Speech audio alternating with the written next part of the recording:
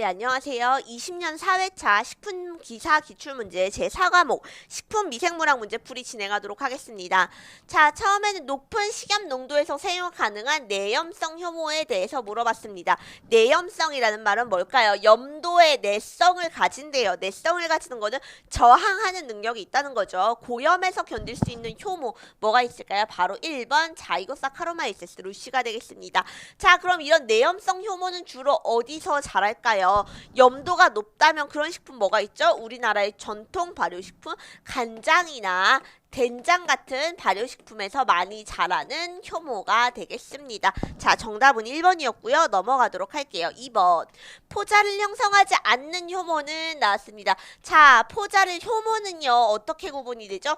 포자를 형성하는 유포자 효모와 포자를 형성하지 않는 무포자 효모로 나타납니다. 자, 그 중에서 우리가 주로 많이 사용하는 사카로마이세스 속은 바로 뭐예요? 유포자 효모고요. 캔디다는 바로 뭐다? 대표적인 무포자 효모입니다. 정답은 4번. 그러면 이 캔디다는 주로 어디에 사용될까요? 우리 아까 앞에서 나왔던 것처럼 발효식품, 특히 어떤 간장이나 된장이나 김치 같은 속에서 그 식품에서 표면에 이렇게 하얗게 막이 뜨는 경우를 볼 수가 있습니다. 그것을 우리 산막이라 그러는데요. 그러한 산막을 형성하는 가장 대표적인 효모를 우리 4번 캔디다 속 효모이다 라고 말해줍니다. 자, 다음 문제 볼게요. 청주, 장류 등의 장료에 쓰이며 황록색이 균총을 형성하는 균을 나왔습니다. 자, 색깔을 나타내는데요. 이거 균총이 색깔이 나타내는 거 어떤 특징이죠? 바로 잔항균류의 특징입니다. 자, 우리 이런 곰팡이 같은 애들은 어떻게 나타나요? 주로 잔항균 아니면은 조상균류에 속하는 경우가 많이 있습니다. 그 중에서 잔항균에 속하는 애들의 대표적인 특징은 이런 균총마다 특정 색깔을 나타낸다는 특징을 가지고 있죠. 여기 속하는 게 바로 뭐가 있어요? 아스퍼질러스가 있고요. 두 번째로는 페니실린이 있고요. 세 번째로는 모나스커스가 식품에서 사용되는 가장 대표적인 예입니다. 자, 아스퍼질러스는 어떤 색? 여기 나와 있는 황록색이나 황갈색 나오고요. 주로 발효식품에서 사용이 되죠. 그리고 두 번째 모나스커스는 어디에서 사용돼요? 붉은색, 자주색을 나타내고요. 페니실린은 우리가 많이 알고 있는 것처럼 청색의 균총색을 나타내고 있습니다. 자, 정답은 그럼 몇 번이에요? 2번 아스퍼질러스 오리제가 되겠네요. 다음 문제 넘어가도록 하겠습니다. 자, 사람의 동물이나 장에서 발견이 되면서 모유로 자라나는 유아의 주된 장내 미생물 편성형기성으로요. 당을 발효하여서 젖산과 아세트산을 생성하는 균이래요. 자, 편성형기성으로 당을 발효해서 젖산과 아세트산을 형성하는 균이라는 거는 이거 바로 뭐예요? 이상젖산 발효균이구나 라는 말이겠죠. 그럼 이 중에서 이산젖산 발효균이 아닌 거 일단 뭐가 있어요? 락토바실러스는 안 되겠네요. 그 중에서 유아에서 가장 많이 나오는 주된 장내 미생물은 바로 뭐다? 3번이 아니라 1번 비피도 박테리움이 되겠습니다. 자, 우리 유산균으로 우리가 사람이 섭취할 수 있는 유산균으로 많이 알려져 있는 게 비피도박테리움, 락토바실러스, 류코노스톡 이렇게 세 가지 속의 유산균이 많이 알려져 있어요. 그 중에서 일반적으로 가장 많이 사용하는 건 락토바실러스인데 얘는 대표적인 정상 발효 젖산 발효균입니다. 그래서 락틱 애시드의 생성량이 굉장히 많이 나요. 그래서 산도가 고산에서도 산도가 높은 데서도 생성을 할 수가 생육이 가능한 균이고요. 비피도박테리아는 유아에서 가장 많기 때문에 어린아이의 장내 미생물 균총을 보면은 성인이랑 아이를 봤을 때 어린아이는 거의 많은 퍼센트를 이 비피도박테리움이 차지하지만 성인에게서는 가장 부족한 유산균 속 중에 하나입니다. 넘어가도록 할게요. 미생물의 내열성을 높이는 요인에 대한 설명으로 옳은 것을 골라라 라는 거예요. 내열성을 높이고 싶대요. 그 말은 높은 온도에서도 견디고 싶대요. 그렇게 할 수 있는 조건을 한번 봅시다. 1번 대수기의 세포가 정체기의 세포보다 열성 저항성이 작다. 대수기는 이렇게 되고 정체기는 어때요? 여기 정체기죠. 대수기가 작을까요? 정체기가 작을까요? 언제가 더 작냐면은 대수기의 세포가 열 저항성이 더 작습니다. 정체기는 이미 많이 밀도가 빽빽하게 많이 자라 있죠. 그렇기 때문에 얘가 저항성이 더 높다라는 특징을 가지고 있습니다. 자, 두 번째, 생육 온도가 높을수록 열 저항성이 작다라고 했어요. 이거 틀린 거죠. 왜? 생육 온도가 높다면 난 높은 온도에서 사는 균인데 그럼 당연히 높은 온도를 더 잘 견디겠죠. 그럼 얘는 맞습니다. 최적 pH에서 열 저항성이 가장 작다 그랬어요. 최적 pH에서는 열 저항성이 가장 크게 나타나겠죠. 자, 건조로 수분 활성도가 낮아졌습니다. 이때는 열 저항성이 가장 높아집니다. 왜? 건조했을 때는 사람이 극한의 환경에 있을 때는 그냥 높은 열에서도 잘 견디게 되어 있습니다. 넘어가겠게요. 66번 미생물의 세포 중에 염색체 수가 하나이고 세포 분열을 비유사 분열법에 따르는 것은 바로 무엇입니까? 자, 이건 어떤 것? 대표적인 세균이 염색체 수가 하나가 되겠죠. 넘어갈게요. 자, 식품 공장의 파지의 대책으로 적합하지 않은 것은, 파지는 바로 뭐예요? 세균에 특이적으로 기생하는 바이러스를 우리 파지라고 합니다. 바이러스를 파지예요. 자, 근데 식품 공장에서 내가 이 세균을 이용해. 근데 얘가 바이러스가 감염된 거야. 근데 난 그 하나의 균만 계속 돌렸으면은 그 바이러스가 다른 균에도 옮겨갈 수 있겠고 제어하기가 어렵겠죠. 그리고 하나의 균주만 계속 사용하다 보면은 이 바이러스가 생성되기도 더 편해요. 자, 그럼 이거에 적합하지 않은 것을 한번 볼게요. 공장 주변을 청결히 한다. 당연히 청결히 하는 거는 도움이 되겠죠. 두 번째, 식품 공장의 공기 및 설비를 수시로 검사하는 거 맞습니다. 생산 효율이 가장 좋은 한 종을 꾸준히 사용하면은 이게 안 되죠. 자, 이걸 개선할 수 있는 게 바로 우리 뭐다? 로테이션 시스템이다. 로테이션 시스템은 바로 뭐예요? 두세 가지 아니면 세네 가지의 균주를 바꿔가면서 사용해준다. 왜 그래요? 파지는 세균에 특이적으로 기생하는 거기 때문에 하나만 계속 쓰면 이 바이러스가 생성될 수 있는, 파지가 생성될 수 있는 가능성이 높아집니다. 그걸 방지하기 위해서 여러 가지의 세트를 섞어서 사용해 주는 거죠. 정답은 3번. 자, 68번 보도록 할게요. 세균의 증식 방법으로 옳은 것은 이란 말입니다. 자, 세균은 대표적으로 바로 뭐예요? 분열법으로 증식을 해요. 어떻게? 2배 분열을 하죠. 그렇기 때문에 우리 세균의 세균수 구해줄 때 어떻게 해요? 아, 얘가 뭐 1시간에 2배씩 분열을 하는 앤데 걔가 2시간을 분열을 했어요. 그러면은 A의 2의 N승계 이렇게 세균수를 계산을 해줍니다. 이렇게 계산해주는 이유가 뭐예요? 얘가 분열을 하는 애들이기 때문이죠. 자, 그리고 내생포자를 형성하는 경우가 있다. 이렇게 하는 애들이 포자 생성균 있죠? 주로 대표적으로 뭐가 있어요? 바실러스가 존재하고요. 그리고 클로스트리디움이 이 대표적인 포자 형성균입니다. 넘어가도록 할게요. 자, 미생물의 수를 직접적으로 측정될 때 이용하는 것은, 자, 1번 얘가 헤마토미터, 이게 대표적인 미생물 수 계측기죠. 어떻게 돼 있어요? 이렇게 판을 보시면은 미생물이 이렇게 자랐어요. 그러면은 미생물을 여기다 키워주고 이렇게 계수판이 있을 때, 아, 여기 하나의 미터에서 미생물이 몇 개가 있으니까 이게 전체에서는 미생물이 몇 개가 있겠구나 하고 직접적으로 숫자로 계수해주는 거예요. 어떻게 나타난다? CFU per g으로 나타낸다. 자, 근데 테스트 튜브, 드라이 오븐, 워터베스 이런 건 다 미생물을 증식하거나 뭐 건조시키는 거나 전처리하거나 할 때 사용하는 기구지, 직접적으로 계측하는데, 수를 측정하는데 사용하는 도구는 아닙니다. 답은 1번 되겠네요. 넘어가겠습니다. 자, 부패된 통조림에서 균을 분리해서 시험을 실시하였더니 유당을 발효하였다. 어떤 균인가? 자, 유당을 발효해서 CO2를 생성하는 대표적인 균이 뭘까요? 이콜라이죠. 이런 특징을 이용해서 우리 이콜라이 분석 동정을 많이 해줍니다. 자, 그래서 우리 대장균 보는 실험 중에 하나가 이런 게 있어요. 자, 여기에 테스트 튜브에 배지를 만들고요. 여기에 듀람 튜브라고 튜브를 이렇게 깔아놔요. 요렇게 뚫려있는 이런 튜브입니다. 예전엔 시험 문제 이런 것도 많이 나왔어요. 듀람 튜브를 만들려고 합니다. 듀람 튜브를 이렇게 만들어야 할까요? 아니면은 이렇게 넣어줘야 할까요? 답은 이게 되겠죠. 왜 그러냐. 그리고 여기에다가 대장균을 키워줍니다. 그러면은 여기서 얘가 유당을 키운 다음에 유당을 발효시켜서 CO2를 생성하겠죠. 얘는 기체죠. 이 기체가 어디에 여기에 포집이 됩니다. 그러면은 기체가 들어가면은 얘가 위로 이렇게 뜨겠죠. 기체가 더 CO2가 가볍기 때문에. 그러면은 얘가 이 듀람간이 이렇게 위로 떠오르는 애들은 대장균이 있다, 양성이다 라고 판단을 해주죠. 이렇게 유당을 발효해서 CO2를 만들어내는 거 대표적인 뭐의 특징? 대장균의 특징이다. 답은 4번 되겠습니다. 노로바이러스에 대한 특징 설명을 옳은 것은 노로바이러스는 주로 언제 많이 나죠. 노로바이러스로 인한 식중독 언제 많이 나오죠? 주로 겨울철에 많이 발생하는 식중독 증상입니다.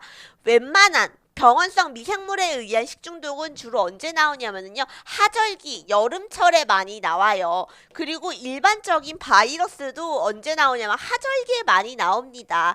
그런데 노로바이러스만 어떻게 저온에서 좀 더 잘 견디기 때문에 노로바이러스만 겨울에 주로 많이 일어나요. 자, 그럼 여기서 한번 보도록 하겠습니다. 다음 중에 설명 중에서 틀린 것은 1번 구토와 복통을 유발합니다. 맞습니다. 식중독 증상이 심하고 이건 뭐 개인적인 거니까 심하다고 할 수도 있겠죠. 그렇지만 대부분은 치명적인 경우가 없습니다. 자, 식중독 증상으로 배가 많이 아플 수는 있지만 주로 자연적으로 배출이 돼서 사라집니다. 자, 오염된 지하수 물로써 감염이 될 수가 있습니다. 맞죠?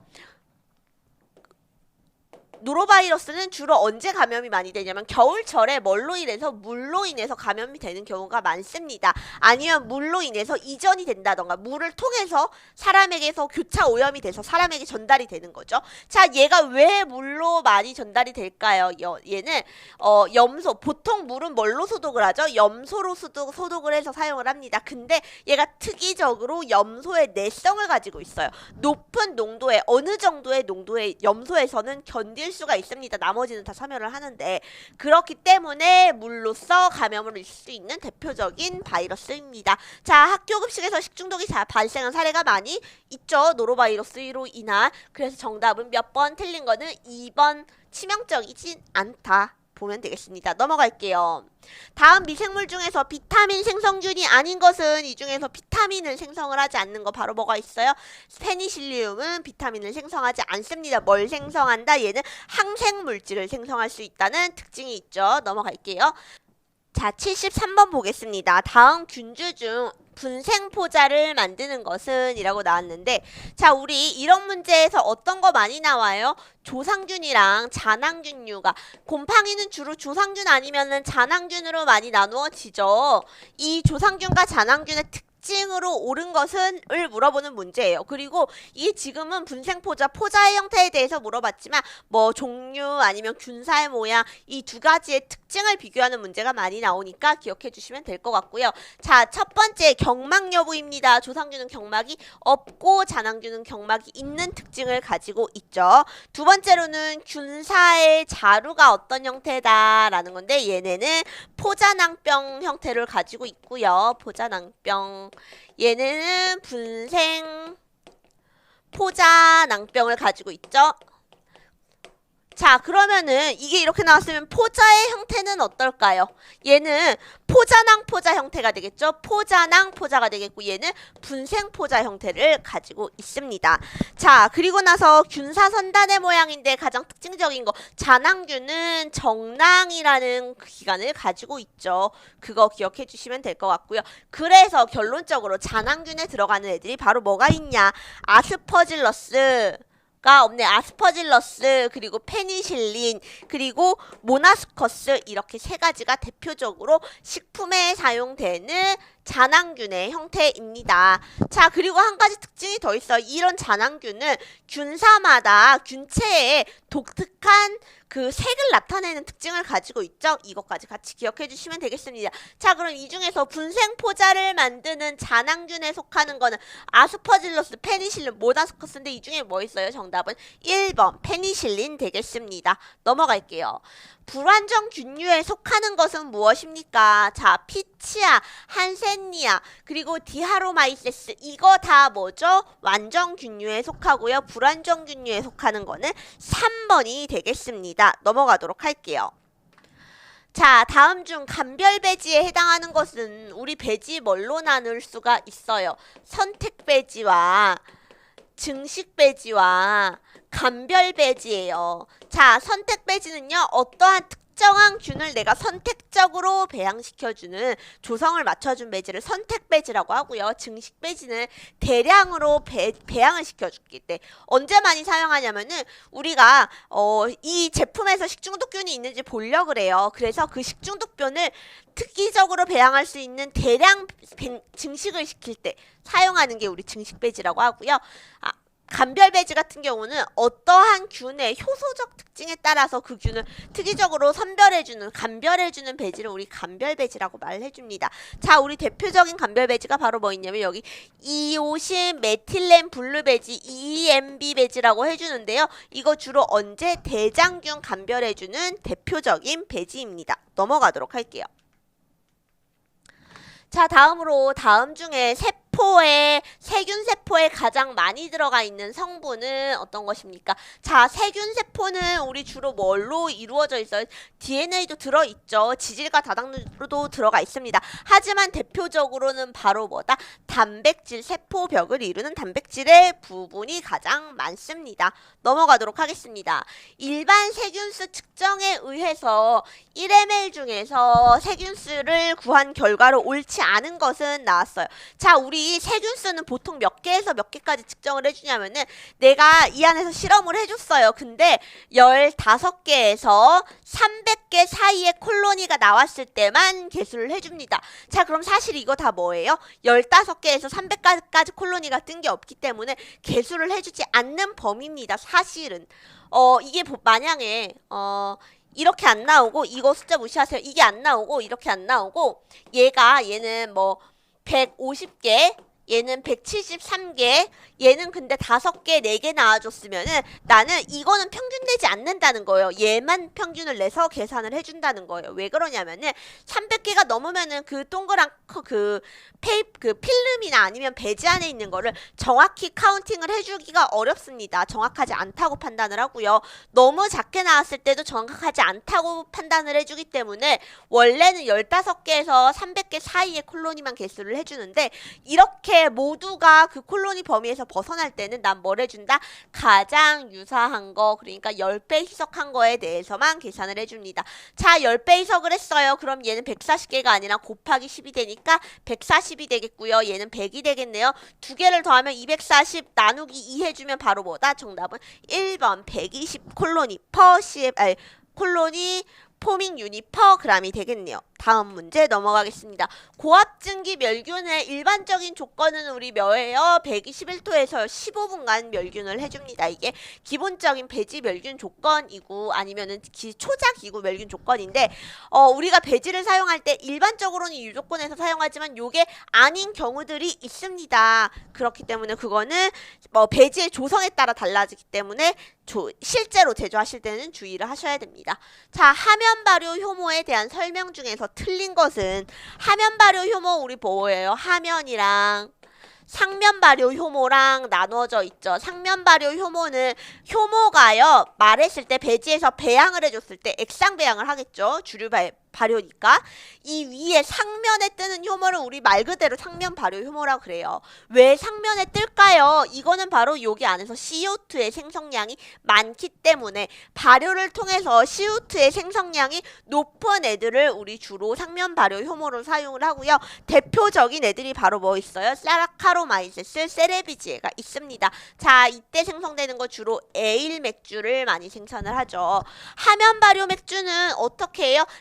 아래 가라앉는 애들이에요. 그럼 CO2 생성능이 적겠죠. 그리고 얘는 어디에서? 하면 발효는 저온에서 장기 발효, 상면 발효는 약간의 고온이라고는 할 수 없겠네요. 10도 얘보다는 고온에서 20도에서 짧게 단기 발효라고 보시면은 될 것 같습니다. 자, 그럼 읽어볼게요. 한번 난형 또는 타원형이다. 맞습니다. 효모의 모양은 난연효 혹은 타원형이 맞죠.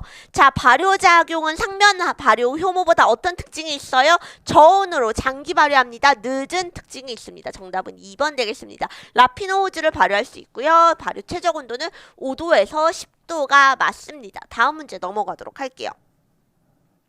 자, 80번 꿀이나 잼, 당밀, 초콜릿들의 일반적인 변폐 요인에 해당하지 않는 미생물 속은 자, 이거 고르실 수 있죠. 여기서 하나 딱 특이한 거 보여요. 뭐 살모넬라 이거는 변폐 미생물이 아니라 바로 뭐죠? 식중독을 일으키는 병원성 미생물입니다. 기억해 주시면 될 것 같네요. 자, 오늘 수업 여기서 마치겠습니다. 수고하셨습니다.